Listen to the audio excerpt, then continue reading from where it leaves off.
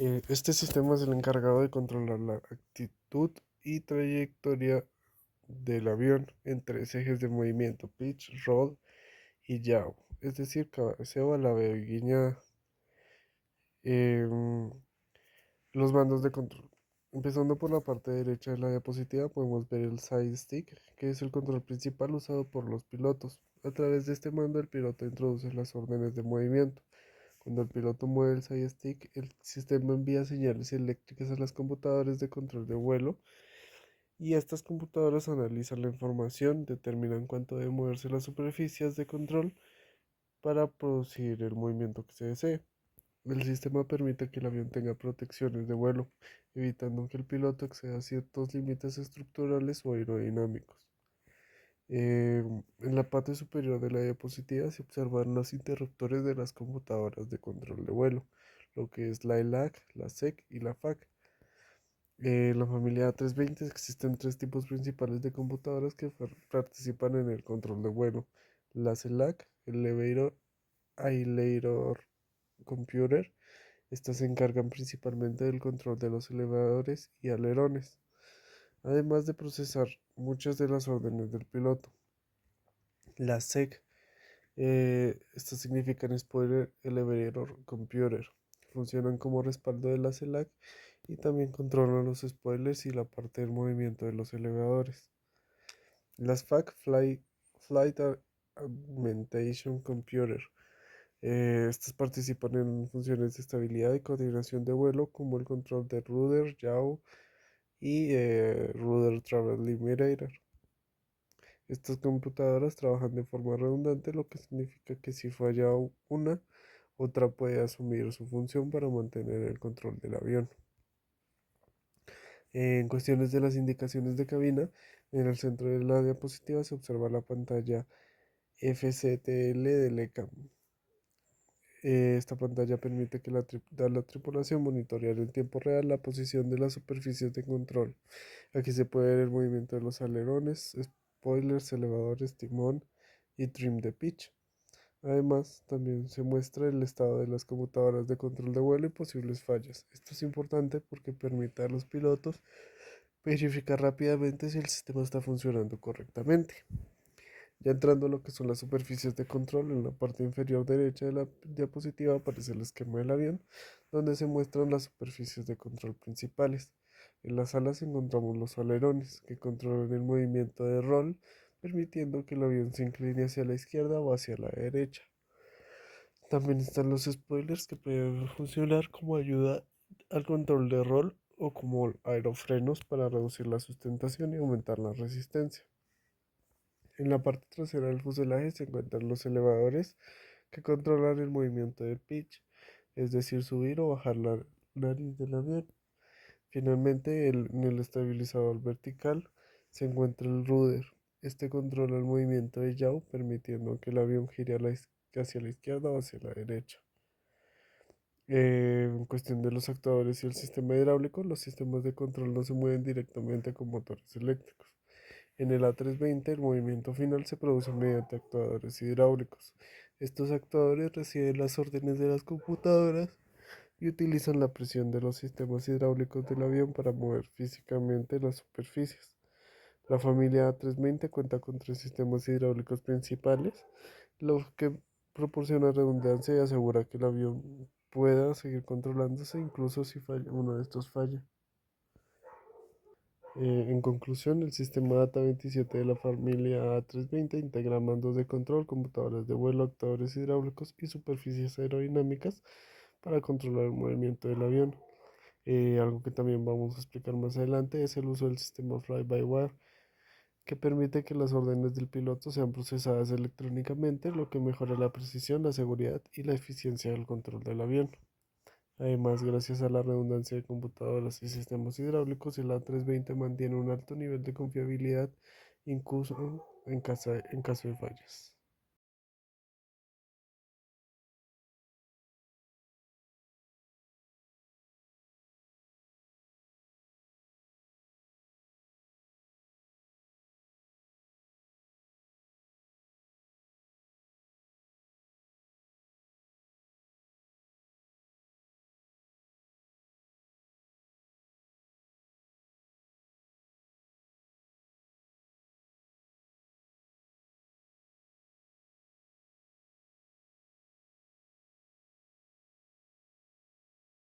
Ok, el Flight Control Laws o las leyes de vuelo de control se refieren a los outputs o a las salidas que se forma y que lee la aeronave para poder controlar sus superficies de vuelo por medio de los valores de entrada que ejecuta el piloto.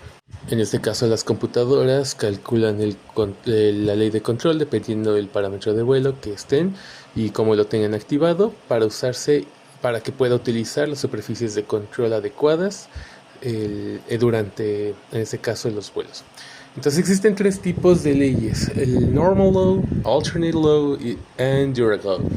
Normal Law o la ley normal se refiere a las condiciones normales justamente en el cual la computadora de superficie se deflexiona o actúa de acuerdo a la orden indicada por el piloto o los pilotos. En este caso, en las leyes normales, también provee una fase de protección de vuelo completa, que significa que la aeronave estará protegida de maniobras excesivas durante todas las fases de vuelo. Esto incluye que tenga seguridad contra el cabeceo, alabeo, el roll, etcétera. O sea, que tengan factores de carga también, estén niveladas, equilibradas para que pueda volar de manera segura. Ahora, alternate law en este caso se refiere o es introducido de manera automática tan pronto en cuanto el normal law presente fallas o se pierda o esté perdido el sistema, o sea, se pierda contacto con ello. Entonces, Alternate Laws lo que hace es reducir al final de cuentas la protección de la aeronave. Hay algunas protecciones que sigue teniendo, nada más que se reduce un poco. Por ejemplo, el factor de protección de carga se mantiene activo. Low Speed Stability, la estabilidad de velocidad baja y alta, uh, previene en estos casos los desplomes y sobre velocidades también. Y pues obviamente esos también se mantienen un poco activados, pero por ejemplo la altitud de cabeceo, el Pitch Altitude Protection, este tipo de protección definitivamente se pierde. Y eso significa que dependerá de las habilidades del piloto para poder maniobrar esas ángulos que se haga. Igual el ángulo de ataque, todo esto se pierde por lo mismo que el cabeceo está de manera libre. La estabilidad de velocidad pues sigue estando presente, puede seguir estando ocupado durante el Reduced Protection que ocurre en el Alternate Law. Sin embargo, puede ser también quitado o maniobrado por solamente los pilotos o de manera manual.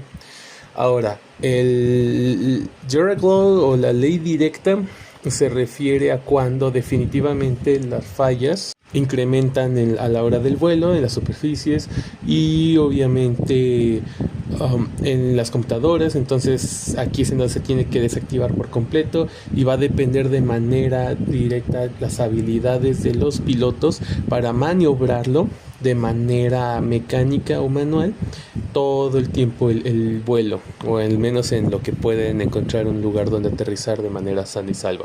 En este caso, en el ECAM se va a mostrar el Alternate Law como ALTN Law o ALTN Law, y el PROT va a estar como el Lost en el PFD, mostrándolo de manera de color amber con una X, de que el sistema está definitivamente ya no conectado al sistema automático.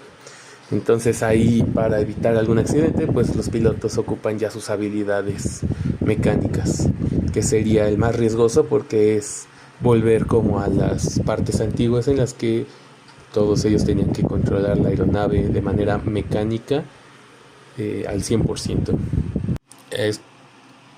A esto nos lleva el mechanical backup o el respaldo mecánico. En las aeronaves nos deja estar controlados durante un tiempo en el que la energía o el poder eléctrico se pierde por completo. Ajá, o igualmente que las computadoras de control de vuelo tengan alguna falla o no se puedan utilizar. Los controles longitudinales son logrados utilizar por el THS o Trim Horizontal Stabilizer, que se pueden controlar por el Trim Wheels. Así, mientras los elevadores se mantienen en una deflexión de cero. El THS lo podemos encontrar en la parte trasera junto al estabilizador vertical en el empenaje o en la cola del avión. Los controles laterales se pueden lograr controlar por medio de los pedales del rudder. Y es importante recalcar que se necesita también poder hidráulico para poder operar estas superficies, tanto el THS como el rudder. Y bueno, como podemos ver el diagrama aquí en pantalla, el trim wheel le enviará el mensaje al FAC. El FAC le enviará ese mensaje tanto a la computadora 1 como 2 para poder manejar el rudder. Y en este caso el otro trim wheel, enviará información directamente para controlar elevadores y el Trimmable Horizontal Stabilizer o the THS. Mientras que para controlar los controles laterales del avión de manera mecánica utilizamos el side stick, como se puede ver ahí el joystick, como un tipo joystick. Se envía información directamente a la computadora ELAC y el segundo al SEC. Son 2 computadoras en ELAC y 3 en SEC, o SEC. Y pues ellos enviarán también información directamente a tanto a los spoilers, y a su vez al Trimmable Horizontal Stabilizer, a los elevadores que se encuentran. Y pues los pedales también, que son importantes para enviarlos directamente al ELAC, que estos sí irían directamente al elevador, como habíamos dicho anteriormente. Y pues necesitamos de todo esto, a pesar de que tengamos que controlarlo de manera mecánica. Mecánica se refiere no que el piloto o los pilotos ejerzan la fuerza para controlar estos vuelos, sino que sepan cómo maniobrar el avión como si fuera un auto, acelerar, frenar, tal, etcétera, etcétera. Entonces sería maniobrarlo de esas maneras, cómo cambiar cómo generar yaws, pitch o rolls dependiendo durante el vuelo.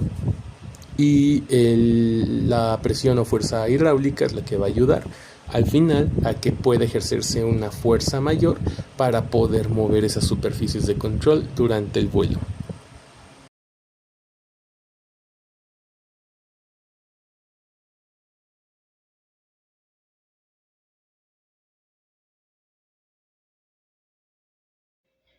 Ahora explicaremos el sistema eléctrico de la aeronave correspondiente al ATA 24, el cual se encarga de generar, convertir y distribuir la energía eléctrica necesaria para el funcionamiento de todos los sistemas del avión.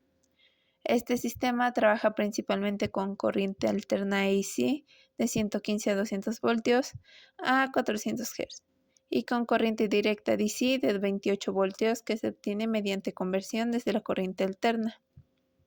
Para entender su funcionamiento, vamos a ir al diagrama del sistema, comenzando desde las fuentes de generación de energía, pasando por los buses de distribución y llegando a sistemas de respaldo que son en caso de emergencia.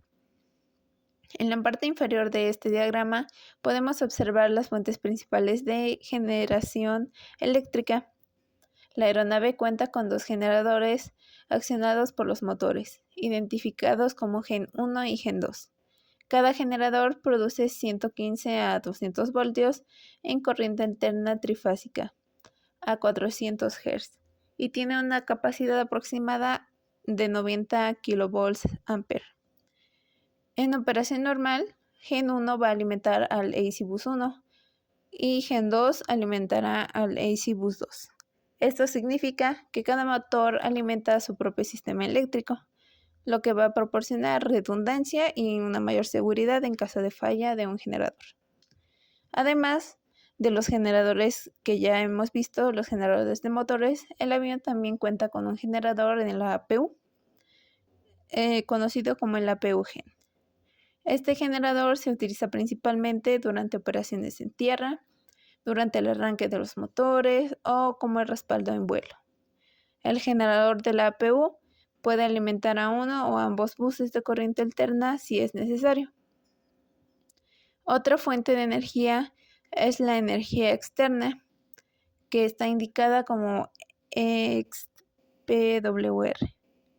Esta se conecta cuando el avión está en tierra mediante una unidad de potencia externa.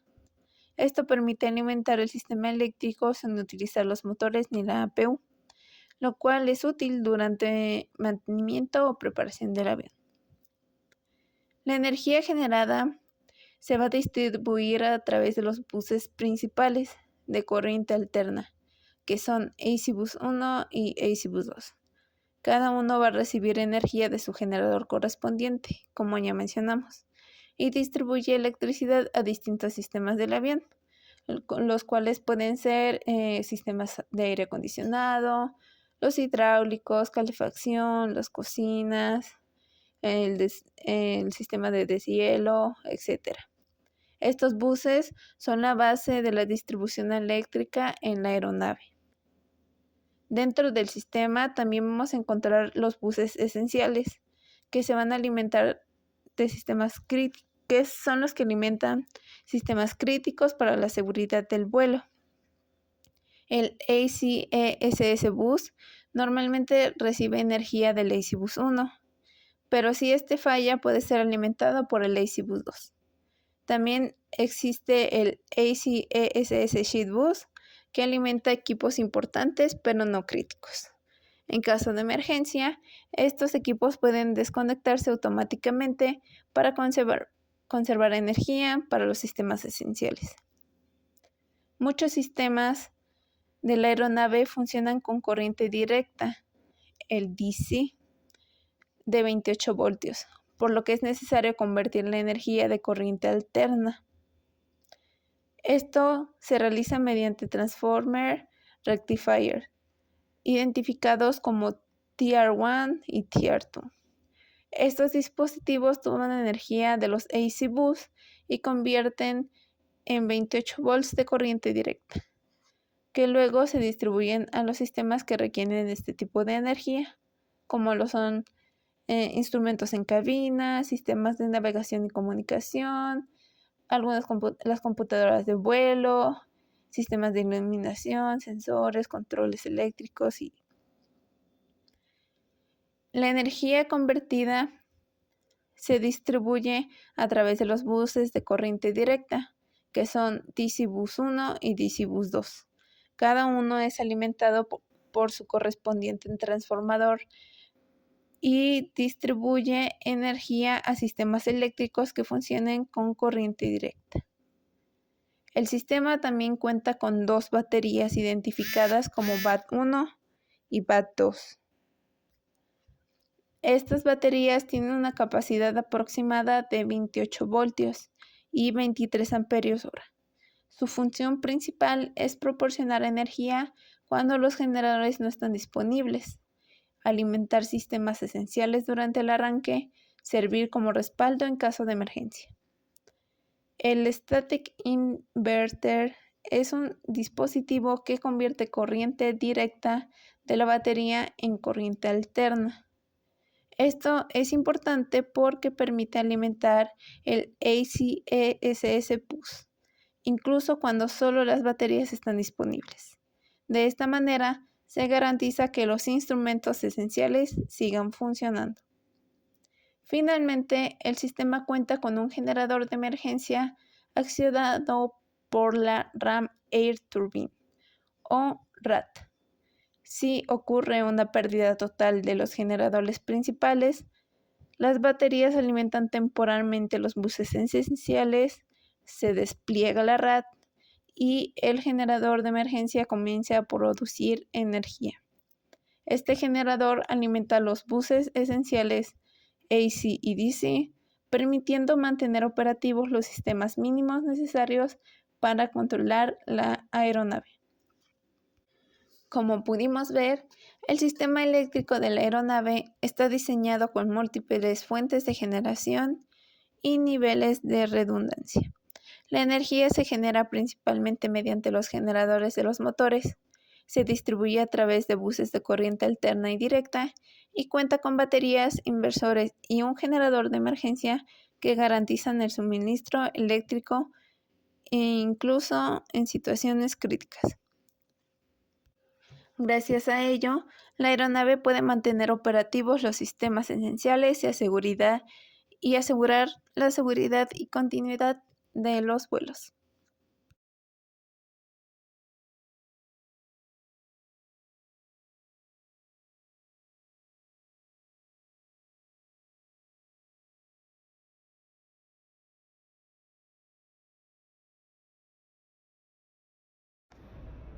Cuando hablamos del sistema de fallas del ATA-24 nos referimos a todas aquellas advertencias que informan a la tripulación cuando ocurre una falla en la generación, distribución o almacenamiento de energía eléctrica. Las alertas se muestran principalmente en el ECAM y mediante luces y sonidos en cabina. Algunos tipos de alertas que suelen aparecer son el Master Warning, que principalmente utiliza una luz roja y utiliza un sonido parecido a una campanada que se conoce como CRC, que son las siglas de Continuous Repetitive Chime. Asimismo, esto indica una falla grave. Otro tipo de señalización que se usa para algún tipo de falla del ATA-24 es un Master Caution, que es una luz ámbar, y este incluye un sonido igual de campanada que se conoce como SC o Single Chime. Este indica una condición anormal o falla moderada. No solo estas señalizaciones nos ayudan, sino que también nuestro ECAM nos muestra un mensaje específico del sistema eléctrico afectado. Algunas de las principales alarmas de este tipo de sistema eléctrico puede ser el EmerConfig, que es la configuración de emergencia, y esto ocurre cuando fallan ambos generadores principales. ¿Qué suele suceder cuando esto pasa? Normalmente se activa un Master Warning, que es el botón que podemos ver en la parte inferior, ese tipo de señalización visual y también auditiva, y empieza a sonar el ya mencionado CRC. Asimismo, se pierde la pantalla inferior del ECAM y el generador de emergencia, que es la RAT, alimenta ahora nuestra red esencial. Esto significa que el avión está funcionando solo con energía eléctrica de emergencia. Otro tipo de falla que puede suceder es la del generador, que es el Gen Fault, y este sucede cuando los parámetros del generador no son los correctos. Suele parecer muy peligroso, pero esto arroja una Master Caution, y recordemos que este hace un sonido SC, que es el Single Chime, que es una campanada única, y bueno, este arroja también una luz en el panel eléctrico que indica Gen Fault, que quiere decir una falla de generador, con un mensaje en el ECAM. Ahora, ¿qué puede tener esto como consecuencia? Normalmente puede tener que el otro generador alimenta ambos buses, que son las barras de corriente alterna. Otro tipo de falla es el conocido como IEDG Oil Low PR. Esto es una falla del Integrated Drive Generator o IDG, que recordemos que son los dos componentes asociados al IDG, y esto puede suceder por una baja presión de aceite o sobretemperatura. Algunas indicaciones que suelen aparecer nuevamente es el Master Caution, un mensaje en el ECAM indicando un IEDG fault, que normalmente esto suele aparecer en el panel. Otro tipo de fallas son los Gen Overload, que esto ocurre cuando el generador tiene demasiada carga. Nuevamente aparece nuestro ya mencionado Master Caution, que podemos ver en la parte de abajo, y aparece una luz con un mensaje de Cap Fault. Asimismo, para reducir la carga normalmente se pueden apagar sistemas como el galley o cargas comerciales. También pueden fallar nuestras barras de alimentación. El sistema también genera advertencias si fallan este tipo de componentes, ya que si llega a fallar, por ejemplo, un Bus 2, que es una barra de corriente alterna, suele aparecer un Master Caution, una alarma sonora y se pierde la pantalla ECAM inferior. Asimismo, cuando perdemos un bus fault por esenciales o por la barra de alimentación 1 o por la barra de alimentación de esenciales de corriente directa, suele aparecer un mensaje de nuestro componente afectado seguido con la palabra fault.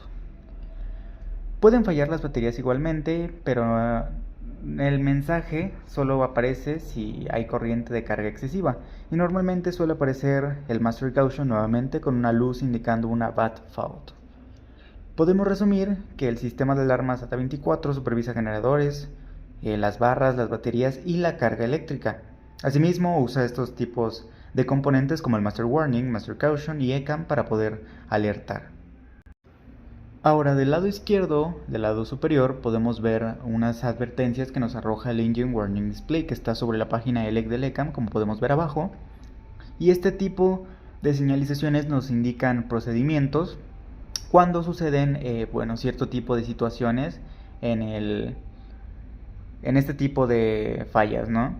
Cuando suceden este tipo de señalizaciones, normalmente aparecen en distintos tipos de luces, como lo puede ser una luz ámbar o una luz cian, que básicamente indican la prioridad de la acción que se requiere. Por ejemplo, podemos observar que actualmente arroja un mensaje de Avionics Smoke que indica una advertencia de color ámbar y indica la presencia de humo en el compartimiento de aviónica. Asimismo, podemos observar otros mensajes que nos arroja, como por ejemplo el Land ASAP, que quiere decir una acción totalmente necesaria o urgente para poder realizar un aterrizaje lo antes posible. Y podemos observar otro mensaje en color cian que indica a los pilotos cubrirse con una máscara de oxígeno lo antes posible.